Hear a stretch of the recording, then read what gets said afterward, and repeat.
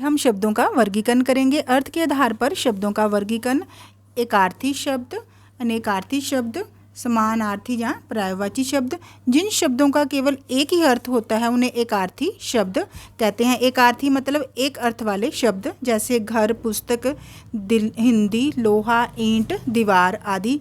अनेकार्थी शब्द, जिन शब्दों के एक से अधिक अर्थ होते हैं उन्हें अनेकार्थी शब्द कहते हैं। अनेकार्थी अनेक अर्थों वाले शब्द, जैसे कर का अर्थ हाथ, टैक्स तो इनके कर, हाथ और टैक्स। अरुण का सूरज और लाल, कनक का गेहूं, सोना, दूरा आदि। तो यहाँ पे एक ही शब्द के अनेक अर्थ निकल रहे हैं, तो इन्हें क्या कहेंगे? अनेकार्थी शब्द। समानार्थी या पर्यायवाची शब्द, शिक्षक हमें शिक्षा देता है, हमें अपने गुरु का सम्मान करना चाहिए। तो यहाँ शिक्षक के लिए किसका प्रयोग किया गया है?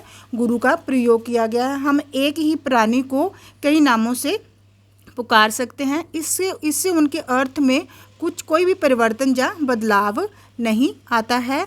तो एक जैसे, तो ऐसे शब्द जो हैं एक दूसरे के समान या पर्याय होते हैं, इन्हें हम समानार्थी या क्या कहते हैं? पर्यायवाची शब्द कहते हैं। जैसे पानी का क्या आएगा? जल, नीर, वारी।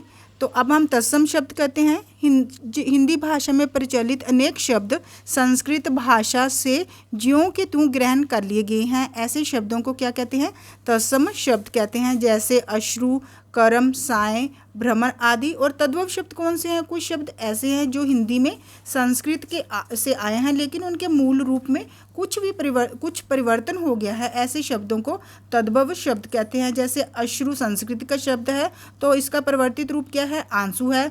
कर्म क्या है? तत्सम शब्द है और इसका परिवर्तित रूप काम है। और साय क्या है? साय तत्सम शब्द है और इसका परिवर्तित रूप सांझ है। भ्रमर भी क्या है? तत्सम शब्द है, संस्कृत के में ज्यों का त्यों ग्रहण किया हुआ शब्द है और इसका परिवर्तित रूप हिंदी में इसका परिवर्तित रूप भोरा है। विलोम शब्द तथा विपरीतार्थी शब्द, ऐसे शब्द जो एक दूसरे का विपरीत अर्थात उल्टा अर्थ देते हैं उन्हें विलोम या विपरीतार्थक शब्द कहते हैं। जैसे मौखिक का क्या आएगा? लिखित, मौखिक बोलना, लिखित लिखना। परतंत्र का विपरीतार्थक शब्द क्या आएगा? स्वतंत्र, पाप का पुण्य, हानि का लाभ। अब हम अनेक शब्दों के लिए एक शब्द पढ़ते हैं। जो शब्द कई शब्दों की जगह केवल एक ही शब्द से व्यक्त किए जा सकते हैं उन्हें क्या कहते हैं? नेकार्थी शब्द कहते हैं। कम शब्दों में बात करना भी एक कला है। इससे भाषा सुंदर और प्रभावशाली बनती है और सरलता से समझ आ जाती है। इसे अनेक शब्दों के लिए एक शब्द का प्रयोग करना कहते हैं, जिसका मूल्य ना आंका जा सके। तो ये अनेक शब्द है, तो हमने इसका एक शब्द क्या लिखा?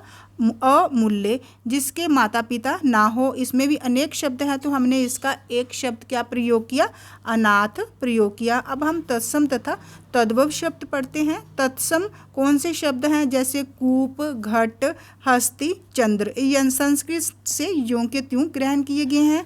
तद्भव शब्द जैसे कुआं, घट, हाथी, चांद, तो ये संस्कृत के शब्द, हिंदी में संस्कृत के शब्द जो हैं आए हैं, परंतु उनके मूल रूप में कुछ परिवर्तन हो गया है। तो ये कौन से शब्द है?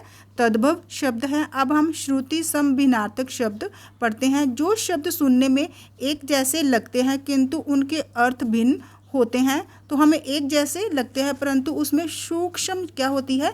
भिन्नता होती है। तो ऐसे शब्द श्रुति सम भिन्नार्थक शब्द कहलाते हैं। जैसे वदन का अर्थ मुख और बदन क्या है? शरीर।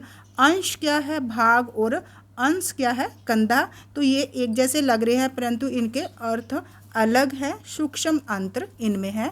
अगर आपको मेरी वीडियो अच्छी लगी हो तो इसे लाइक, शेयर और सब्सक्राइब कीजिए। धन्यवाद।